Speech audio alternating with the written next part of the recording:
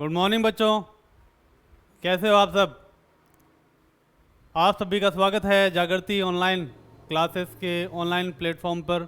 और आज जो अपने पास टॉपिक है वो है उप सहसंयोजक टॉपिक। बहुत ही मज़ेदार टॉपिक है जो आपके D and F block chapter पर ही डिपेंड करता है आधे से ज़्यादा। ठीक है, टॉपिक को स्टार्ट करते हैं एकदम बेसिक से, और बेसिक से स्टार्ट करते हुए एकदम ऊपर तक की तरफ अपने इसे ले जाएंगे। क्लियर है बच्चों। अब बात करते हैं उप सहसंयोजक यौगिकों के सबसे बेसिक पॉइंट सहसंयोजक बंध से। क्लियर, आपने पढ़ा होगा 11th क्लास में सहसंयोजक बंध कहते किसे हैं। जब दो परमाणु आपस में इलेक्ट्रॉन की साझेदारी करते हैं तो जिस प्रकार के बंध का निर्माण होता है उसे सहसंयोजक बंध कहते हैं। क्लियर है बच्चों। देखो, ये अपने पास क्या है, एक O2 का अणु है सबसे पहले। ठीक है, इसे भूल जाइए आप, ये अपने पास इस पॉइंट को आप भूल जाइए एक बार। ठीक है, जो लिखा हुआ है O2 का अणु है।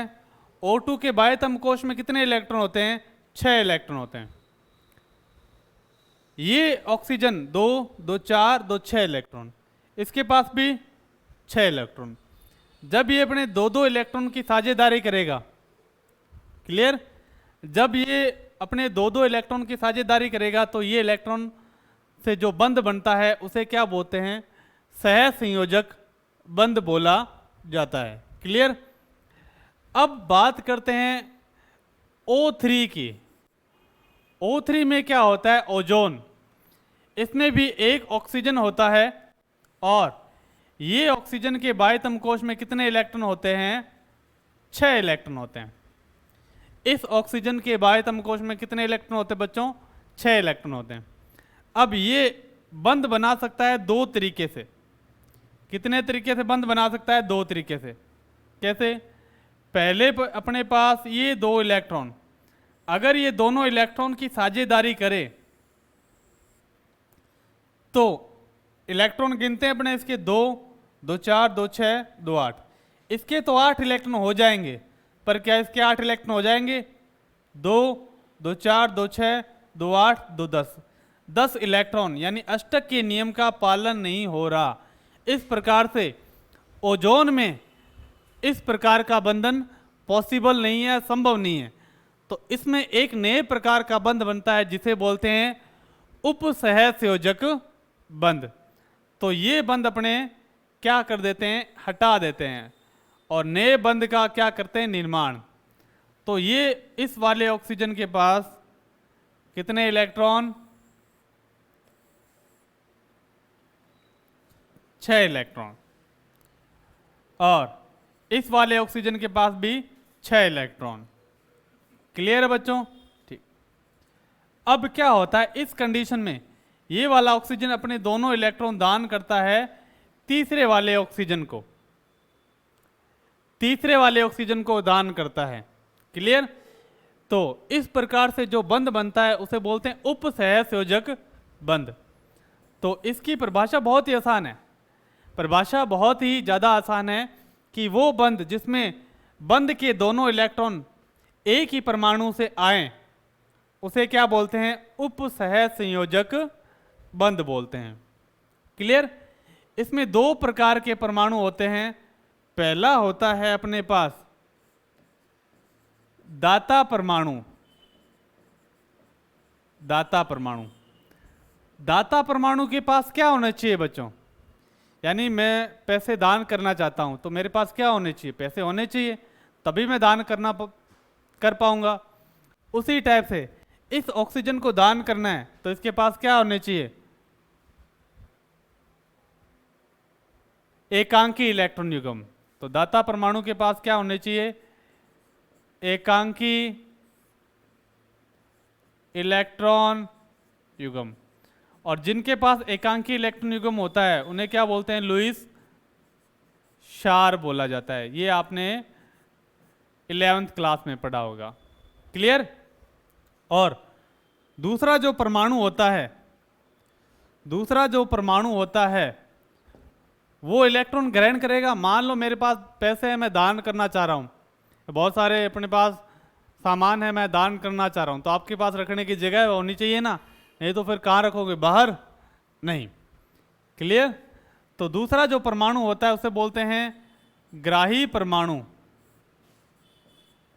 ग्राही परमाणु। तो ग्राही परमाणु के पास क्या होने चाहिए, खाली कक्षक होने चाहिए, खाली कक्षक होने चाहिए। और जिनके पास खाली कक्षक होते हैं उन्हें बोलते हैं लुईस अम्ल बोला जाता है। क्या बोला जाता है बच्चों, लुईस अम्ल।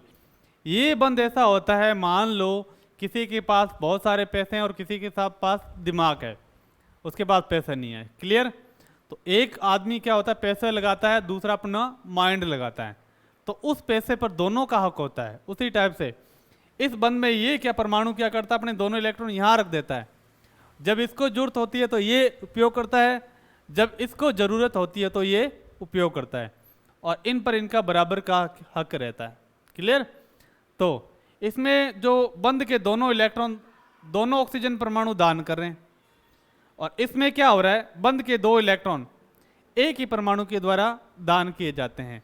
तो वह बंद जिसमें बंद के दोनों इलेक्ट्रॉन एक ही परमाणु द्वारा दान किए जाएं उपसहसंयोजक बंद कहलाते हैं। बहुत आसान है। इसमें दो परमाणु होते हैं, एक तो दाता परमाणु और एक ग्राही परमाणु। अब देखो, इस प्रकार के बंद में बंद के दोनों इलेक्ट्रॉन एक ही परमाणु द्वारा दान किए जाते हैं। ठीक है। इसमें दो प्रकार के परमाणु होते हैं, पहला दाता परमाणु, दूसरा ग्राही परमाणु। क्लियर। दाता परमाणु के पास क्या होते हैं, एकांकी इलेक्ट्रॉन युग्म, और ग्राही परमाणु के पास क्या होते हैं, खाली कक्षक। सिंपल है, बहुत ही सिंपल है। ठीक है। अब इसमें दो परमाणु होते हैं, दाता और ग्राही, इसलिए इसे क्या बोलते हैं, दाता ग्राही बंद या डेटिव बॉन्ड बोलते हैं इंग्लिश में, डेटिव बॉन्ड। डेटिव मतलब डोनर और एक्सेप्टर बॉन्ड। ठीक है, सिंपल है। नेक्स्ट स्लाइड की तरफ अपने चलते हैं। अब अपने चैप्टर में घुस चुके हैं अच्छे से। बात करते हैं लवण क्या होते हैं। लवण आपने सुना होगा, नमक भी क्या एक लवण है, जिसका फॉर्मूला क्या है, NaCl। लवणों में ज्यादातर जो बंध पाया जाता है वो बंध कौन सा होता है, आयनिक बंध। गुड। और आयनिक बंध क्या होता है, कमजोर बंध होता है पानी में। पानी में डालते ही ये घुल जाता है और घुल कर अपने आयनों में टूट जाता है। क्लियर। नमक को पानी में घोलो, घुल जाएगा ना, और घुल गए तो आयन बन जाएंगे, आयन बन जाएंगे तो अलग से आयनों का परीक्षण देंगे। क्लियर। तो लवणों में कौन सा बंध पाया जाता है, आयनिक बंध। जैसे NaCl, पानी में डाला Na+ बना और Cl- बन गया। ठीक है। सबसे पहला जो लवण अपने पास आता है उसे क्या बोलते हैं, सरल लवण। सरल लवण की परिभाषा ये है कि वे लवण जिसमें एक प्रकार के धनायन और एक प्रकार के ऋणायन होते हैं सरल लवण कहलाते हैं। और इनमें जो बंध पाया जाता है आयनिक बंध, ये पानी में पूरी तरह घुल जाते हैं, इसलिए अलग से आयनों का परीक्षण देते हैं। क्लियर। तो देखो, एक प्रकार के धनायन और एक ही प्रकार के ऋणायन बनते हैं। आयनिक बंध होता है इसलिए आयनों में टूट जाते हैं, अलग से आयनों का परीक्षण देते हैं। जैसे NaCl, पानी में टूटेगा तो Na+ Cl- बनेगा। KCl पानी में जाएगा टूट कर K+ Cl- बनता है। और MgCl2, कंफ्यूज नहीं होना, MgCl2 में Mg+2 और Cl- बनेगा, दो Cl- बनेंगे पर आयन तो एक ही टाइप का है। क्लियर। ठीक। नेक्स्ट स्लाइड की तरफ, वो है डबल सॉल्ट या द्विक लवण। डबल सॉल्ट और सरल लवण, द्विक लवण सरल लवण एक जैसे ही हैं, बस इनमें एक ही चीज का अंतर है, वो है आयनों का। द्विक लवण में क्या होता है, दो प्रकार के धनायन बनते हैं। सिर्फ धनायनों की बात होगी, दो प्रकार के धनायन बनते हैं, बाकी चीज सब सेम है। यानी इनमें आयनिक बंध पाया जाता है सेम, और ये लवण अलग से आयनों का परीक्षण देते हैं। भाई पानी में डालेंगे घुल जाएंगे तो अलग से आयनों का परीक्षण देंगे। क्लियर। ठीक है। बस इसमें खास चीज ध्यान क्या रखनी है, सिर्फ 2 प्रकार के धनायन बनते हैं, सरल लवण में 1 प्रकार के बनते हैं। क्लियर? उदाहरण ले लेते हैं अपने कार्नेलाइट का। कार्नेलाइट में क्या होता है, देखो KCl MgCl.6H2O। अब देखते हैं इसके अंदर 2 प्रकार के धनायन बनते हैं या नहीं। 2 प्रकार के धनायन अपने पास, ये देखो K+ बन गया एक यहां से, एक Mg+2 बन गया यहां से। क्लियर? ऋणायन अपने पास बन गया Cl-, ये Cl- एक ही प्रकार का पर संख्या ज्यादा है। .6H2O लिखा है, ये होता है क्रिस्टलीय जल। फिटकरी वगैरह में बीच में क्या होता है कि ब्लू कलर का दिखता है, तो वो क्या होता है, क्रिस्टलीय जल होता है। जल के अणु बीच में फंसे हुए रहते हैं, जैसे अपने पानी में घोलते हैं तो जल के अणु पानी में घुल जाते हैं, आयन नहीं बनते उसके। क्लियर है बच्चों? ठीक है। तो द्विक लवण में अपने को क्या ध्यान रखना है, 2 प्रकार के धनायन होते हैं और बंध कौन सा पाया जाता, आयनिक बंध। पानी में आयनित हो जाते हैं, इसलिए अलग से आयनों का परीक्षण देते हैं। क्लियर? ठीक। नेक्स्ट उदाहरण अपने पास मोहर लवण। मोहर लवण क्या होता है, प्रैक्टिकल में भी काम आता है। इसका जो केमिकल नेम है फेरस अमोनियम सल्फेट है। फॉर्मूला इसका FeSO4 NH4 की whole 2 SO4 dot choice H2O। अब देखते हैं इसमें आयन बनते हैं नहीं बनते। Fe से बनता है Fe+2, NH4 से बनता है NH4+, यानी 2 प्रकार के धनायन बन गए। ऋणायन अपने पास एक ही है, SO4 सल्फेट है, और डॉट चॉइस H2O पानी में घुल जाता है, पानी के अंदर मिक्स हो जाता है। ठीक है, तो ये अलग से आयनों का परीक्षण देते हैं। मान लो इसमें सल्फेट का टेस्ट लगाना है तो सल्फेट का टेस्ट ये दे देता है। क्लियर? और नेक्स्ट है पोटाश एलम, जिसे बोलते हैं फिटकरी। ये द्विक लवण के उदाहरण ही चल रहे हैं अपने पास। किसके? डबल सॉल्ट यानी द्विक लवण के उदाहरण ही चल रहे हैं। फिटकरी का केमिकल नेम है potassium alumino sulphate, K2SO4 Al2SO4 whole thrice 24H2O। देखेंगे तो एक पोटेशियम का धनायन बनेगा, एल्यूमिनियम का धनायन बनेगा और सल्फेट का ऋणायन बनेगा। 2K+, 2 एल्यूमिनियम +3 और सल्फेट के ऋणायन बनते हैं। क्लियर है बच्चों? सिंपल। तो देखते हैं नेक्स्ट स्लाइड की तरफ। और नेक्स्ट स्लाइड अपने पास संकुल लवण, जिसे बोलते हैं उप सहसंयोजक यौगिकी भी बोला जाता है। आपने देखा कि आयनिक जो लवण थे, कौन थे? आयनिक लवण। वो क्या होते हैं कि जल में घुल जाते हैं और अलग से आयनों का परीक्षण देते हैं, आयनों में टूट जाते हैं। क्लियर? जबकि उप सहसंयोजक यौगिक क्या करते हैं, स्थायी बंध बनाते हैं, मजबूत बंध बनाते हैं। ये आसानी से पानी में टूटते नहीं हैं, आसानी से पानी में टूटते नहीं हैं, इसलिए जल में आयनित नहीं होंगे। अगर जल में आयनित नहीं होंगे तो अलग से आयनों का परीक्षण भी नहीं देते। क्लियर? तो देखें, पानी में डाला मैंने उप सहसंयोजक यौगिक यानी संकुल लवण को, तो बंध टूटे नहीं, कोई आयन नहीं बनेगा। ठीक है, इसमें उप सहसंयोजक बंध पाया जाता है, जल में आयनित नहीं होते। ये बंध क्या होते हैं? स्थायी बंध होते हैं, इसलिए अलग से आयनों का परीक्षण नहीं देते हैं। क्लियर? एक उदाहरण है इसका K4FeCN6, इसके बारे में अपने डिस्कस करेंगे, इसके कौन कौन से भाग होते हैं और क्या क्या भाग होते हैं। क्लियर है बच्चों? ठीक। नेक्स्ट अपने पास नेक्स्ट है, ये क्वेश्चन आता है बोर्ड में काफ़ी ज़्यादा, ये क्वेश्चन आपको करना है बोर्ड में आता है कि संकुल लवण तथा द्विक लवण में अंतर लिखो। किसमें? संकुल लवण तथा द्विक लवण में अंतर लिखो। क्लियर? अब देखो, ये अपने पास एक उप सहसंयोजक यौगिक या संकुल लवण है, इसके बारे में अपने को देखना है। अब देखो, ये जो बॉक्स होता है, ये बॉक्स, इसे बोलते हैं उप सहसंयोजन परिसर। जैसे अपने कहते हैं ना कई बार कि हमारे इलाके में जो कोई आ गया फिर वो बाहर नहीं जा सकता। उसी टाइप से ये होता है, इसके अंदर जो कोई आ गया वो बाहर नहीं जाएगा, उसके आयन नहीं बनेंगे, क्योंकि उसमें कौन सा बंध आ जाता है, उपसहसंयोजक बंध आ जाता है।